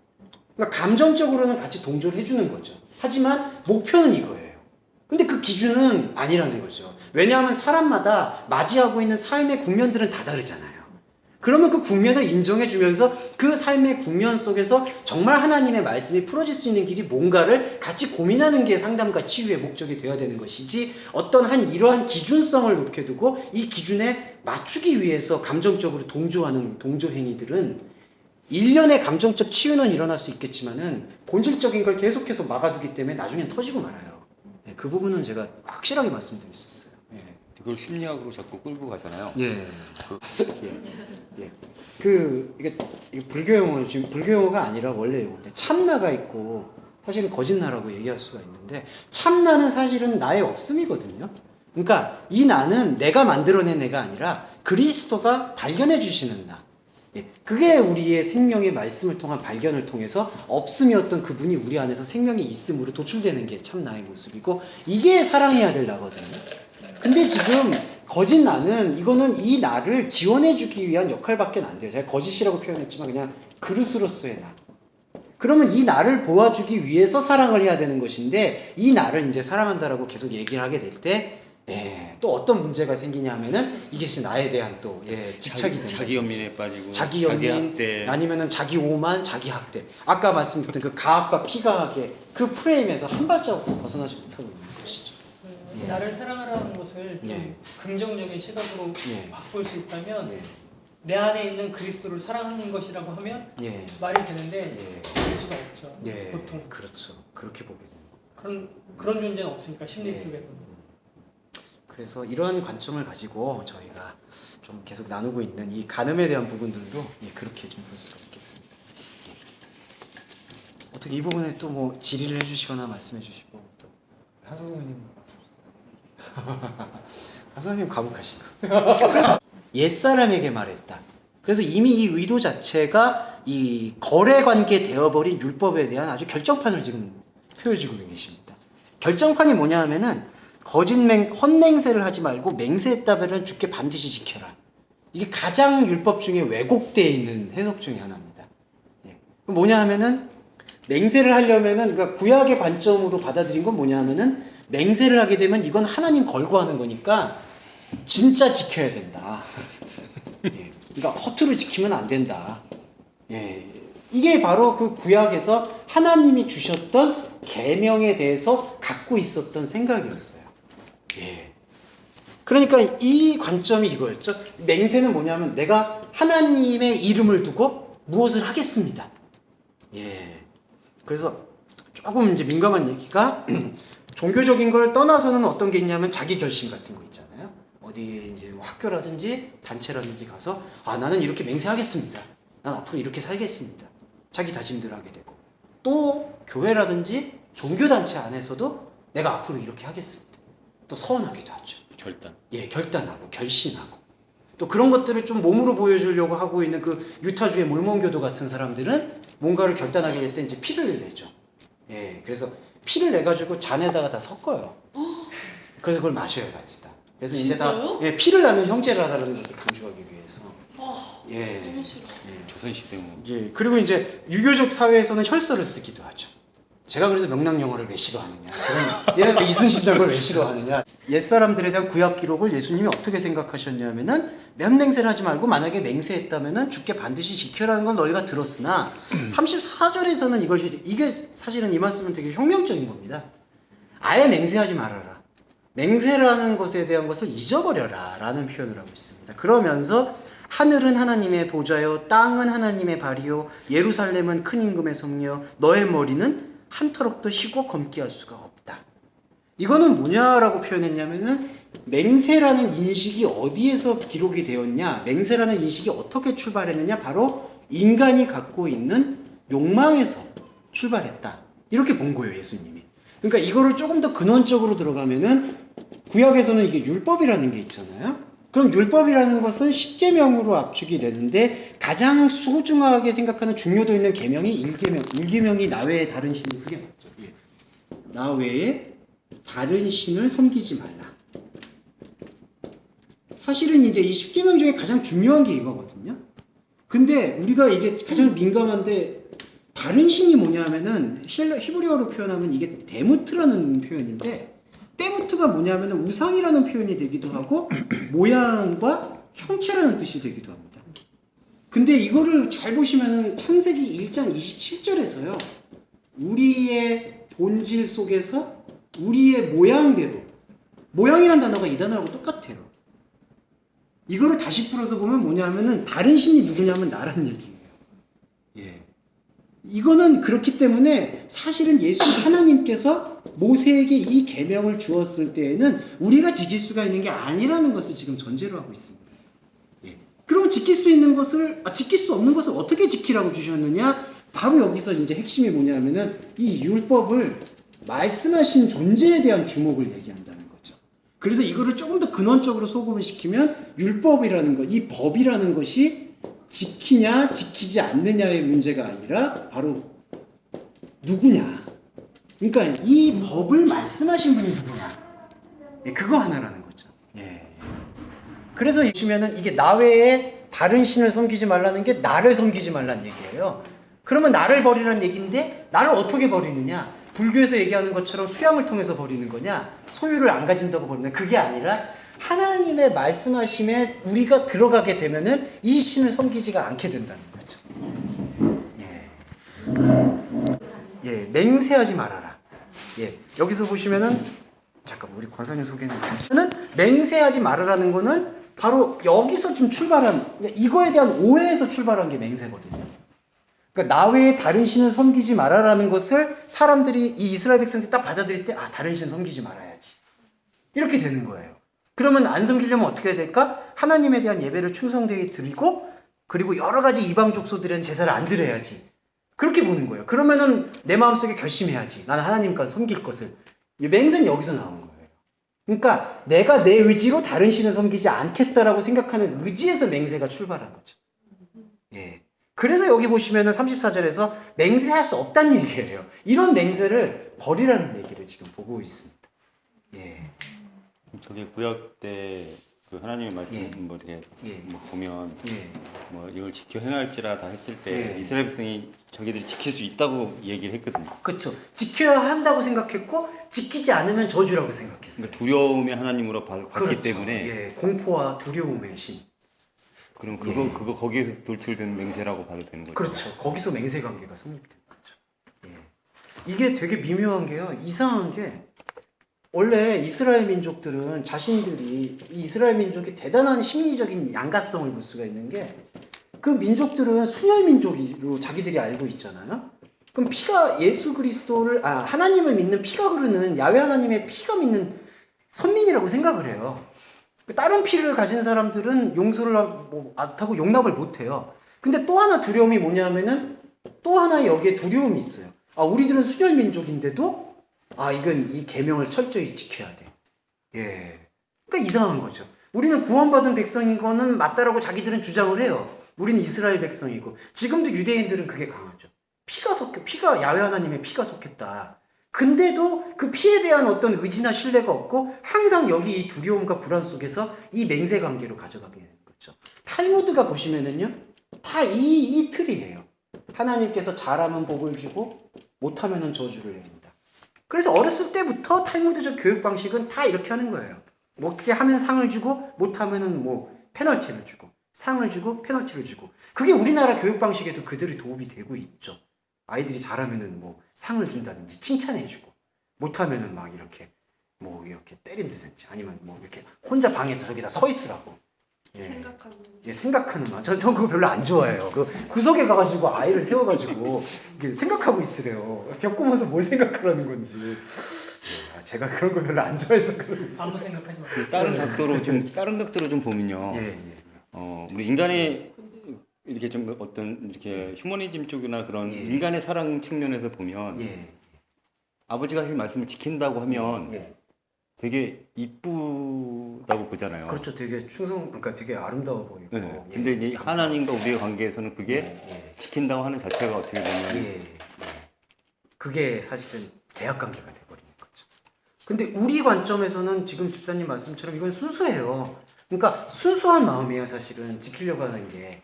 그리고 좀 뭔가 수단이나 목적성을 가진 사람들도 있겠지만 정말 순수하게 가지시는 분도 많거든요. 근데 이러한 순수함이 정말 하나님 안에서의 순수함으로 승화될 수 있으려면은 이것이 우리 안에 있는 이 순수성이 하나님의 말씀과 결합되는 생명의 사건을 일으켜야만 한다는 것이죠. 예수님이 원하시는 게 맹세하지 말라는 뜻이 내가 하나님께서 말씀하셨던 이 법을 우리가 무언가를 지킨다라는 그러한 기준 속에서 해석하지 아니하고 이것을 말씀하시는 분이 누구인가에 대해서 반응과 이해를 갖게 되기를 원하는 게 맹세하지 말라는 뜻의 진이라는 것이죠. 그러면 네네. 그 레위기에 보면 예. 그 19장 12절에 왜 너희는 내 이름으로 거짓 맹세하고 예. 내 하나님의 이름을 욕되게 하지 말라는 네. 이 말씀이 예. 지금 말씀하신 그 뜻과 예. 그쵸. 그 말씀의 의미가 그렇죠. 같아지는 거죠. 왜냐하면은 그 거짓 맹세라는 것 자체가 이 맹세의 층위 자체가 하나님의 것이다라는 것을 드러내는 그런데도 거거든요. 이제 이 말씀을 사실 거의 예. 그래서 이제 저 같은 경우에는 사실 예. 주석을 예. 저희도 이렇게 보지 못하게 하거든요, 학교에서도. 근데 그 부분은 좀 바람직함이 있어요. 사실 예, 이게 주석에서는 주석을 예, 너무 예. 이렇게 예. 죄송합니다. 아, 이런 표현을 써도 좀 되나요? 맹신이죠. 예, 너무 그런 것들에 그렇죠. 대해서 예. 일반 이게 학생들도 그렇고 예. 청년부들도 그렇고 예. 너무 주석을 이렇게 맹신하는 쪽이고 예, 그렇죠. 또 주석에 의해서 그리고 또 이게 팩폭사고 되게 보면 예. 주석의 내용을 너무 예. 맹신적으로 그걸 또 그대로 이렇게 그렇죠. 근데 주석의 출발점은 사실 도구마잖아요, 교리. 예, 그러니까 근데 저는 이 교리에서 해석할 수 있는 방향들을 정해놓은 거니까 네. 그런 주석은 참고로 볼 수는 네, 있겠지만은 참고할 수도 예, 있지만 사실 예, 그게 보면 그렇죠. 그래서 거기에서 오히려 예. 더 잘못된 예. 그런 부분들이 있는데 예. 그러니까 거짓 맹세라는 것이 이제 그 레아바드라는 히브리어 뜻인데 이것이 사실은 이게 본질적으로 봤을 때는 예. 설명들이 있잖아요. 예. 내 건 없는데. 그런 부분을 완전히 지금 이제 하는 거죠. 그러면은 우리가 질문할 수 있는 게 그러면은 우리가 뭐 지키고 지키지 않는 것은 뭐냐? 그러면 안 지키면 되는 거냐? 그런 논리가 아니라는 거예요. 그러니까 구원파 같은 사람들이 갖고 있는 논리는 뭐냐면은 항상 기독교에서는 지키라는 것만 강박하니까 이게 아니다. 한번 구원받았으면 끝났으니까 이제는 지키는 게 아니다. 뭘 해도 우리는 구원받는다. 근데 그거는 뭐냐면은 지키느냐 지키지 않느냐의 그 논리의 싸움인 것 뿐이에요. 그러니까 그 논리 안에서 자유냐 방종이냐라는 건데 지금 이 말씀은 그 말씀하는 게 아니라 우리는 살면서 우리의 이 도덕적 삶과 양심적 삶과 우리의 심리적 삶에서 한 개인이 살아가면서 자기가 절제하고 지켜야 될 것들이 있잖아요. 자기가 또 목표하면은 만들어내야 되는 것들이 있는 거고 이거는 하나님과 동행하면서 우리가 해내가고 있는 문제이지 이것들이 이 말씀 차원에서 내가 이걸 오늘 말씀은 지켰어 말씀 안 지켰어 그런 논리가 아니라는 것을 지금 설명하고 있는 것을 볼 수가 있습니다. 또 하지만 이게 또 예. 우리가 온전하게 지킬 수는 없는 거잖아요. 예. 그 대신에 예. 저희한테는 그 삶을 말씀대로 살아가기 위해서 예. 그 예수께서 올라가시기 전에 주신 선물이 있잖아요. 예. 저희는 예. 저희 안에 계신 내주하시는 선물이 그렇죠. 계시기 그렇죠. 때문에 예. 그분을 의지해서 그렇죠. 그래서 예. 온전하지 못한 삶이지만 그래도 예. 정결함을 입고 매일 예. 그분을 의지해서 살아가기 위한 그렇죠. 그런 예. 그분의 능력으로 예. 그렇죠. 그렇죠. 근데 이제 선생님 거기서 이제 그 정결함에 대한 콘텐츠가 아까 말씀을 드렸지만은 이 여기서 말하고 있는 이 성경 말씀에 이렇게 표면적으로 대입해서 정결함을 유지하는 것이 아니라 그렇죠. 각자의 삶 속에서 하나님께서 원하시는 그 그렇죠. 가장 최선에 대한 아름다움들 그렇게 볼 수가 있는 거예요. 그래서 예. 저도 지금 그걸 말씀을 드리는데 그렇다면 어차피 이거는 중심은 딱 하나네요. 중심성에 대한 그리스도가 부분이죠. 내 안에 가장 중심으로 예. 모셔놓고 예. 사는 삶 가운데 내가 최대한으로 그분을 바라보고 그렇죠. 그러니까 그 가장 하나님의 그리스도가 들어와서 우리 안에서 이제 바울은 그것이 그리스도가 들어왔을 때 그분의 말씀하심이 우리한테 들릴 때 그 들림이 우리 안에 어떤 감정적인 것만이 아니라 아예 그 들림을 몸이라고 표현하셨거든요. 그게 이제 영의 몸이라고 표현하셨던 것 같아요. 그래서 그 영의 몸이 되어가는 그 과정의 그릇으로서의 우리의 삶에서 이 몸이 되어가는 것을 가장 크게 지원할 수 있는 것이 무엇인가가 같이 고민되어야 될 부분이고, 그 고민이 각자의 삶이나 시대나 상황에마다 다르기 때문에 그것이 이 말씀을 규범처럼, 보편적 규범처럼 들이미는 게 아니라 같이 그 상황 속에서 가장 최선인 것이 무엇인가는 나눠가는 과정이다. 예, 그런 부분을 좀 찾아볼 수가 있는 보편적 규범과 예. 사회적 도덕 윤리를 그 잣대로 들이댈 때는 것 같아요. 예, 거기서 파생되는 판단과 정죄가 꼭 나오게 돼 있거든요. 예, 그렇죠. 나는 이만큼 하는데 너는 그렇지 못하기 예, 때문에 믿음이 이거는 없는 거라는. 이렇게 미쳤다, 미치지 못했다. 예, 그러니까 그게 힘들어요. 근데 사람은 그런 속성 중에 살고 있거든요.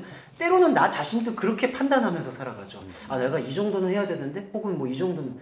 근데 그러한 판단이 계속해서 어떤 그리스도인이라는 생각에 대한 강박성, 거기에다가 접목시키는 것을 계속해서 우리는 오히려 구별해내면서 내 안에 있는 하나님의 생명의 골방이 계속 커지도록 기도하고 살아가고, 거기서부터 압도되는 삶으로 완전히 패러다임을 바꿔내야 된다는 게 그리스도인의 의무 같아요.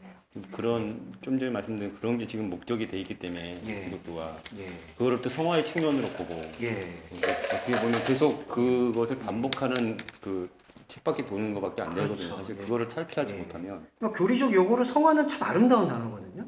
참 권면될 수 있는 단어라고 저는 생각해요. 좋은 용어인데, 이제 그 성화가 아까 우리 선생님께서 말씀해 주셨듯이 그 그리스도가 중심이 되는 그러한 정결성. 근데 그 정결성을 이제 어떤 그냥 천편일률적인 어떤 말씀에 대한 표피적인 것으로 이렇게 가져가 버리다 보니까, 예, 그리스도의 중심성이 오히려 숨을 쉬지 못하게 되는 경우가 생기지 그 않는가. 정결에 대해서 예, 제가 최근에 예. 이제 묵상을 많이 예, 올해 이상하게 이제 제가 이제 초등학생으로 다시 돌아가더라고요. 하나님 예. 어느 순간이야 하는 부분은 너 정결해라 이게 아니라 저한테 무엇을 원하시는지를 깨달았더라고요.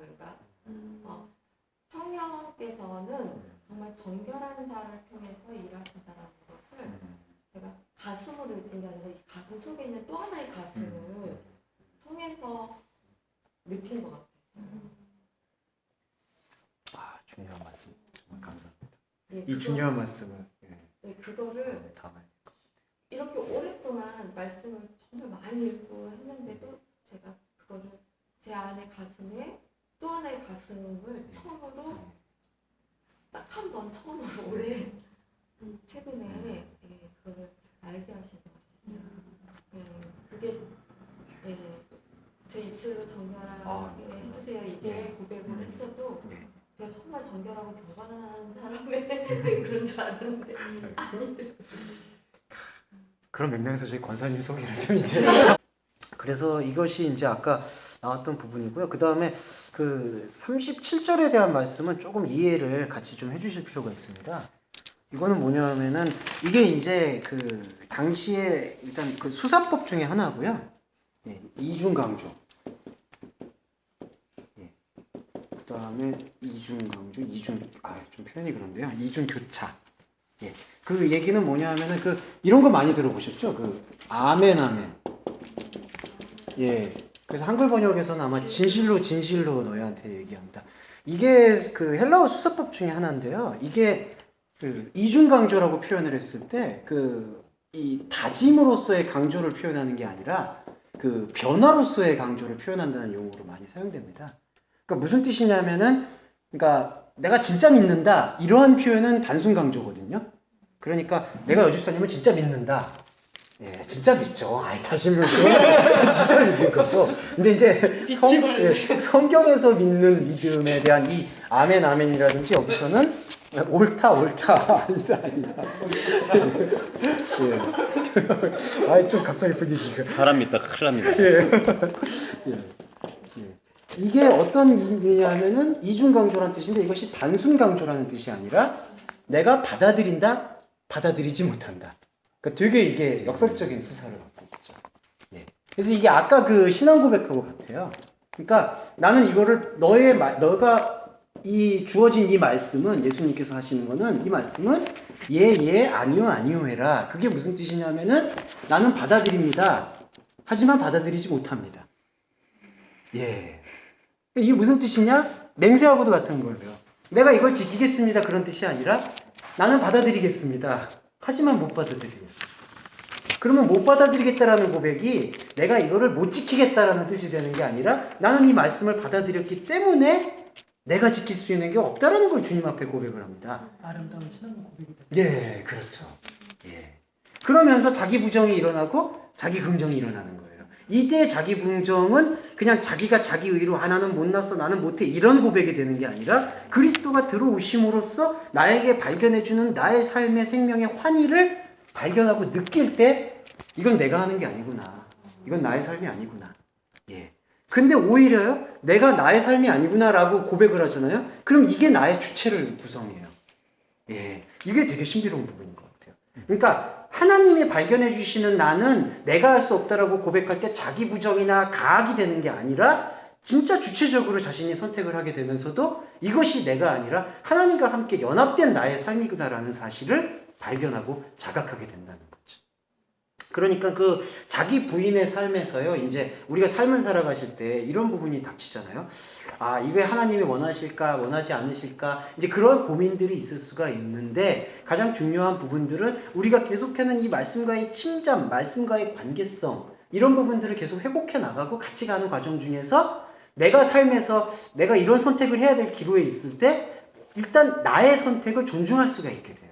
근데 중요한 거는 이때 내가 무언가를 선택을 하잖아요. 근데 이렇게 선택된 나를 옛날에 거짓 나, 하나님을 발견하지 못한 내가 견인하는 게 아니라 하나님을 발견한 내가 하나님이 우리를 견인해 주신다는 믿음의 확증이 생기기 때문에 내가 자유의지라고 그걸 표현하는데 그걸 내가 나의 주체적으로 선택을 해도 그 선택은 내 선택이 되는 게 아니라 하나님과 함께하는 선택이 된다는 거죠. 예, 이거는 좀 차별가 큽니다. 예.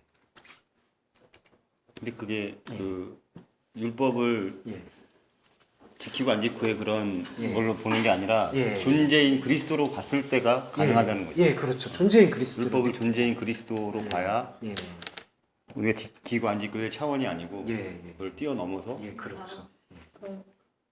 아멘 아멘이 나오면 그렇습니다. 나는 나 스스로는 할 수 없습니다. 이렇게 그렇죠. 다 보면 돼요. 예, 아멘 그렇죠. 아멘. 진실로 너희한테 말합니다. 그거는 예수님이 지금 화자잖아요. 말씀하시는 바로 화자. 진실로 말한다라는 것은 두 가지 의미가 너희는 이것을 받아들일 것이다. 하지만 못 받아들일 것이다. 성령이 없으면 못 받아들였던 거죠. 마찬가지로 진실로 너희한테 말하노니 인자가 십자가에 못 박히고 사흘 만에 일어날 것이다. 못 받아들인 거예요. 성령이 없을 때는. 그러니까 베드로가 멱살을 잡는 거죠. 예, 당신 그런 일을 하면 어떻게 하느냐. 예, 이게 이거 한글 성경에서는 되게 부드럽게 표현됐잖아요. 주여 뭐 이러면 안 됩니다. 존댓말이 어디 있어요? 거기 가서 쌍욕을 했는데 베드로가. 왜냐하면 베드로 입장에서는 자기가 소유 다 팔고 지금 모든 거 다 팔고 예수님 따랐는데 갑자기 형벌 그 죄인들만 못 박히는 십자가에 가겠다고 하니까 황당한 거죠. 예루살렘 성에 들어왔으면 다 뒤집어 엎고 이제 한 자리를 줘야 되는데. 말고의 귀도 잘라버리고. 예, 대사장 귀 잘라버리고. 이 상태인 거예요. 왜냐면 자기들을 왕의 밑에 앉혀줘야 될. 그렇죠. 한 자리 줘야 되는. 사실은 이 땅에 있었기 때문에. 예. 근데 그거는 베드로의 탓만이 아니라 저도 마찬가지였을 것 같아요. 그거는 분명한 것 같아요. 예. 그리고 죄의 경중에 있어서의 유다는 그것이 왜 유다가 죄악이 되었느냐? 자기 주체적으로 선택을 해버리는 거죠. 베드로는 그것을 고백을 한 것이 어떤 변화를 가져왔느냐? 내가 아니다라는 사실, 나는 이것을 부정할 수밖에 없다라는 사실에 대한 자각을 일으킨 것이 베드로를 높이 평가할 수 있는 부분이었고, 유다는 스스로 그거를 이제 자신의 그 가학적이고 피가학적인 심리 속에서 자기를 마감해버리는 거죠. 예. 그래서 이제 자살이라든지 그런 자결이 그게 천국에 가냐 못 가냐의 문제가 아니라 왜 덕스럽지 못하느냐, 그거를 지지해서는 안 되느냐. 나한테 주어진 시간은 하나님한테 주어진 시간이거든요. 이 시간은. 그러니까 이 시간은 내가 스스로 포기해서는 안 되는 거예요. 아무리 힘들더라도 끝까지 갈 수 있는 그러한 생명력이 필요한 것이죠. 예, 그리고 이제 조금 빨리 들어가서요. 그 38절은 눈으로, 이는 이로. 이게 이제 아까 그 하무라비 법전에서 나오고 있는 그 극단적 부정의 텍스트죠. 그러니까 이렇게 당한 만큼 되갚아 주어라. 예. 근데 이거는 그냥 법 얘기 잠깐 드리면은 그 법전적인 해석에서도 자비로운 해석으로는 알려져 있어요. 왜냐하면은 인간이 갖고 있는 이 복수의 율법심은 이렇게 받은 만큼만 되갚아주면 좋겠는데 그게 아니라 꼭 7배 이상으로 이제 되갚는 복수의 열정은 그런 것 같아요. 예. 내가 얼마만큼 당했으면은 그거에 대한 배 이상은 내가 되갚아줘야지 직성이 풀리는 게 인간의 심리라고 알기 때문에 이 법전의 의미 자체는 이렇게 그냥 해소해버리는 거죠. 그러니까 너가 나를 때렸냐? 그럼 나도 너를 한 대 때리고 이걸로 끝내자. 그러니까 되게 훌륭한 법이에요, 사실. 이제 그게 나쁜 법은 아니고, 예. 그랬는데 지금 예수님께서는 이러한 법전적 의미를 어떤 이렇게 행위를 너가 했으니까 이렇게 한다라는 그 상호 관계로 보는 게 아니라, 원인과 결과 관계로 보는 게 아니라 아예 이것을 다른 패러다임으로 받아들일 것을 요청하고 계십니다. 그게 뭐냐 하면은 이게 대표적인 오역이에요. 오른편 판을 찍어는 왼편도 돌려대라. 이런 게 이제 아쉬운 게요. 뺨이라는 단어가 없죠. 예, 그런 이제 단어는 해석이 안 돼 있습니다. 그리고 그냥 오른편이라고만 돼 있어요. 돼 있어. 예, 그래서 이런 거는 이제 기록자의 의도와 본질을 조금 헤아릴 필요가 있습니다. 그러니까 옳은 것을 상관하면은, 그래서 다시 번역을 해보면은, 너를 대적하는 악한 자가 너의 활동을 가로막는다면은 다른 것을 보여주어라. 예, 그러니까 왼편이라는 단어도 없고요. 여기서 오른편이라는 것은 이 오른쪽이라는 것이 이제 활동성의 용사를 사용하고 있기 때문에 영사 용법이. 그러니까 너의 활동하는 것을 가로막는다면 이런 뜻입니다. 왜냐하면은 너를 대적한다고 했으니까. 그러니까 다른 것을 왼편이 아니라 다른 편을 보여주어라. 예. 그러니까 이 의미는 지금 어떤 뜻이냐 하면은요. 여기서는 그 아까 말씀드렸던 그 함무라비 법전에서의 복수의 율법에 대한 것을 더 심화시키는 그런 텍스트가 아니라는 거죠. 그러니까 무슨 뜻이냐면은 아까 복수의 율법에 대한 심화는 눈은 눈으로 이론 이게 아니라 누가 너를 해를 해도 그것에 대해서 용서해라. 근데 그거는 심화된 율법이에요. 근데 예수님은 그런 심화된 율법을 지금 말씀하시는 게 아니라 다른 것에 대한 생각을 내어놓아라. 예, 그걸 표현하고 있는 거죠. 예. 그러니까 이거는 지금 용서하라는 얘기하고는 좀 거리가 있어요. 그럼 인간적인 용서는 뭐냐? 그냥 우리 마음에 대해서 사람을 용서하지 못하면 마음이 힘든 건 당연한 거니까 삶의 윤리 속에서 그거는 지켜나가는 거고요. 여기서 말씀하시는 예수님의 말씀은 너의 활동하고 있는 것을 지금 가로막고 있다. 근데 이게 중요한 게요. 진짜 하나님이 보실 때 우리가 활동하는 거는 뭐냐 하면은 그리스도의 말씀과 함께 하는 것이 하나님이 볼 때는 활동이거든요. 근데 그 활동을 가로막고 있다? 그러면은 그 가로막고 있는 것을 가로막는 것으로, 그러니까 누가 하나님의 활동이 있고요. 그 다음에 인간의 활동이 있어요. 이렇게 볼 수가 있는데요. 하나님의 활동태가 있고 인간의 활동태가 있는데, 인간의 활동태는 항상 이렇게 하나님과의 활동태 속에서 가로막혀 있거든요. 그래서 여기 기준 속에서 하라 하지 말라가 있어요. 근데 여기서 너를 대적하는 자를 이 가로막고 있는데, 이 가로막는 것을 여기서 지금 또 열고, 가로막고 열고. 그건 뭐냐면은 인간이 갖고 있는 활동성 중에서 가로막고 열고 가로막고 열고 그거거든요. 그러니까 이게 아까 용서라고 말씀드렸던 거. 너가 오른편판 맞으면 왼편부터 쳐라. 이거는 이렇게 가로막고 있는 이 프레임 속에서 또 이거를 열고 또 가로막고. 근데 이게 아니라 다른 것. 다른 것을 보여주어라. 이렇게 지금 얘기하고 있습니다. 그러면은 너를 대적하는 자가 누구냐? 이게 이제 이 산상수훈의 본질적 부분인데, 이게 다른 나예요. 하나님을 만나지 못한 나. 그러니까 하나님을 만나지 못한 자는 하나님의 활동태가 아니라, 하나님의 활동성이 아니라 인간이 갖고 있는 인간의 생각의 활동성 중에서 계속해서 자기 만족을 찾거든요. 근데 그것이 다른 나들인데, 이 다른 나들에게 하나님이 활동하시는 하나님의 활동성을 보여주게 되면은 이 대적하는 다른 나들은 하나님의 활동성 안으로 계속해서 귀속되는 거죠. 예. 그 이후에는 우리가 살면서 누군가에 대해서 용서하고 용서하지 않고가 결정이 되는 거죠.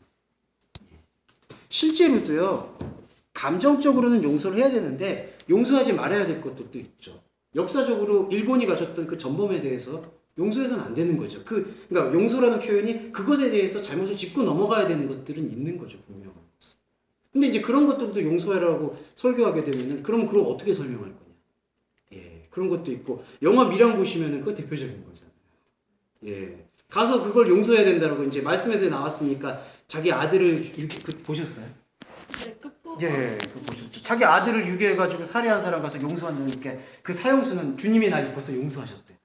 칭의에서 하나님이 이렇게 용서하라고 명령하셨기 때문에, 그리고 하나님은 모든 죄를 용서하셨다라고 말씀하셨기 때문에 사형수는 자기 죄가 용서받았다라고 생각하는 것이고, 그리고 그 용서하러 간 사람은 그럼 뭐가 되는 거예요? 예, 그런 딜레마들이 있는 거예요. 그러니까 그런 율법에 대해서, 그런 용서에 대한 것을 지금 산상수훈에서 말하고 있는 부분이 아니다. 그 부분을 얘기할 수 있습니다. 그리고 연속되는 게 40절, 41절에서 너를 송사한다는 게, 이 송사라는 게 저번에 영지 씨 여쭤보셨죠. 송사가 예, 무슨 말 그거. 예, 그 재판의 말씀 여기 또 나온 것 같습니다. 재판에서 속옷을 가지고 나의 겉옷, 속옷과 겉옷의 문제. 그 다음에 저는 여기 개혁 성명에서는 오리라고 이렇게 되어 있네요. 이게 일마의 이게 선생님 이 오리 오리로 되어 오리 심리. 예, 오리와 심리. 그러니까 이게 이제 하나를 원하는 자에게 둘을 줘라. 예, 그렇게 지금 번역될 수 있습니다. 그러니까 이게 지금 오리라, 이게 왜 거리라고 이게 돼 있느냐는데, 거리에 대한 단어는 별로 없어. 이게 그런 의미가 없어요, 사실은. 예, 하나를 원하는 자한테 둘을 주어라 이런 뜻이거든요. 근데 예, 그런 의미인데, 그러면 이제 우리가 여기서 느낄 수 있는 게 그거죠. 현상과 본질의 문제에서 속옷을 원하는 자에게 겉옷을 주라는 것과 하나를 원하는 자에게 둘을 주라는 것. 이게 다 지금 현상적인 걸 가로막고 있는 존재에게 생명을 주어라. 예. 그러면 여기서 마지막 질문이 나오는 게 뭐냐면은, 그러면 본질이 뭡니까? 생명이 뭡니까? 이거예요. 딴 게 아니라 지금 저희가 이걸 듣잖아요. 이 말씀하시는 분이 하나님의 보내신 자잖아요. 이 말씀을 듣잖아요. 이게 본질이에요. 이게 몸이에요. 예.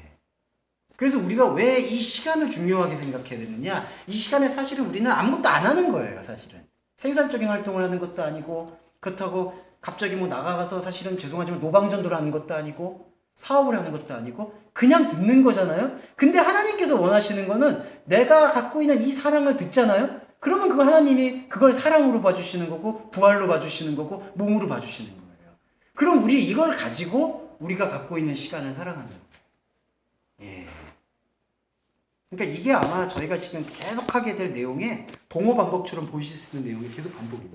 우리는 계속 이거를 풀면서 찾아가는 거예요. 예. 그것이 이제 이 산상순이 갖고 있는 매력이 아닌가. 오른손 오른뺨 그 저번 주에 했던 거랑 똑같은 거네요. 예, 그렇죠. 그거 하고. 예. 근데 이 구절을 보면 예. 그 오리 심리, 예. 걷어주고. 예. 예전에 이거를 그냥 그 규범 텍스트로 봤을 때 예. 제가 노숙자들한테 뭐 갔다가 이걸 뭐 속옷을 못 벗어주고 신발 하나 못 벗어서 되게 좀 좌절했던 기억이 나는데. 그 이제 이런 거 해주는 사람들 어디 한번 인터넷에 뜨면 막 와 뭐 이게 되잖아. 예. 예, 이런 모습들을 좀 저희가 예, 찾아볼 수가 있겠습니다. 아, 기왕 한 거 마지막, 근데 이게 시간이 이제 다 42절 예. 예. 해 주시죠. 42절까지는 아, 그럴까요?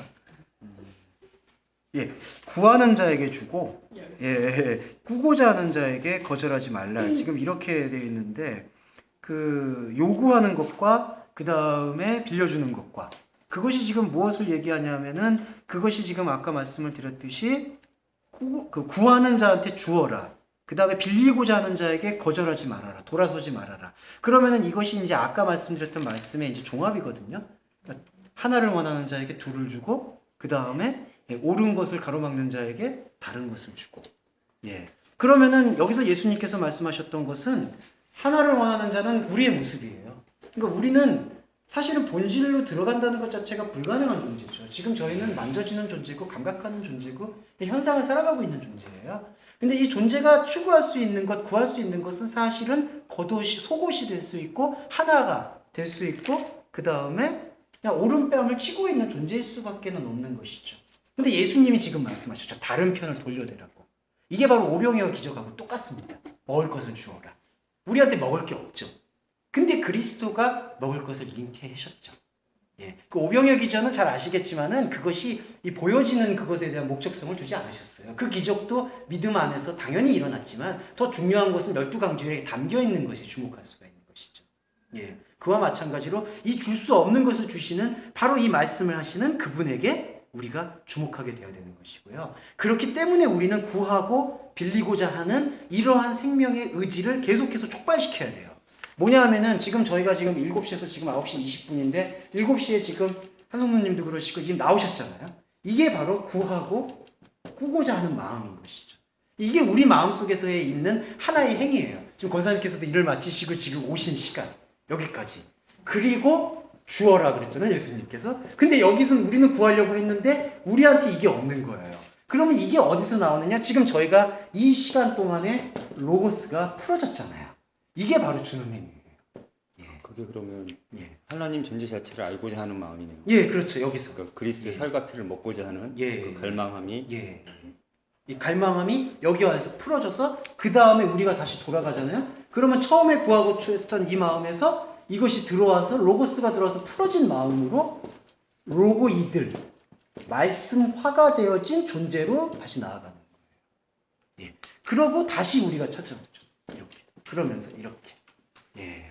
이런 과정을 우리가 계속 해야 된다. 예. 그렇게 돼야 되는 게 중요한 부분이고요. 기독교는 그리스도인의 신앙생활은 딱 이거 하나예요. 이걸 알아주셨으면 좋겠어요. 근데 그리스도의 신앙생활을 계속 가로막고 있는 게 가장 큰 근본적인 원죄성이 뭐냐? 여기에요. 이게 풀어져야 되거든요. 이게 풀어져야 된다면 우리 안에서는 이것은 생명의 고백이 일어나야만 돼요. 고백이 일어나려면 이 말씀이 하나님 차원에서 풀어질 수 있는 그러한 행위들이 계속해서 일어나줘야 돼요. 근데 이러한 말씀의 시간 속에서 이러한 어떤 말씀의 풀어짐에 대한 그런 집중성이 없고 구하고 찾는 여기 마음 중에 인간적 마음이잖아요. 하나님의 말씀에 들어오는 마음이 아니라 이 말씀에 대한 이 마음에 대한 것이 여기서 반복이 일어난다. 그럼 이 시간이 무슨 시간이 되느냐? 하나님 시간이 되는 게 아니라 그냥 사람이 가졌던 사람의 생각의 시간이 되는 거고요. 그거를 성경에서는 죄송한 표현인데 성령의 회방이라고 표현하고 있습니다. 영이 가로막히는 거죠. 그러면 인간도 맞지만 아시겠지만은 피가 멎어버리면 그리고 피가 순환이 되는데 멈추면은 뇌경색이 일어나기도 하고 뇌출혈이 일어나기도 하고 그냥 멈춰버리잖아요. 순환이 안 되면 죽는 거예요. 영의 몸도 마찬가지로 이 우리가 갖고 있는 이 그릇으로서의 마음에는 하나님을 대적하는 대적태로 가득 차 있어요. 그걸 풀어내는 하나님의 말씀이 우리 안에서 계속해서 생명의 숨을 공급해 주어야지 이 몸이 계속해서 이 육신의 몸도 성장하듯이 영의 몸도 우리 안에서 성장해서요. 나중에 가장 이상적인 게 아까도 말씀드렸지만 이 영의 몸이 내가 가지고 있는 나의 삶의 육의 몸까지 완전히 압도하게 되는 상태를 갔을 때 이 육의 몸에서 어떤 일이 일어나든 나의 마음속에서는 침해할 수 없는 그리스도의 생명이 있다는 사실을 계속해서 확증해 나갈 수 있는데 그 생명의 몸이 우리 안에서 풀어줘야 될 이 말씀 예배를 우리가 포기해버리고 다른 생각과 다른 예배에 헌신된다든지 아니면은 다시 세속적인 생각에 다시 빠져버리는 그런 삶의 양태를 반복하게 되면은 이 말씀이 우리 안에서 숨을 쉴 여지가 없는 거죠. 그리고 감히 비판하자면은 교회가 이걸 해줘야 되는데 아쉽죠. 예.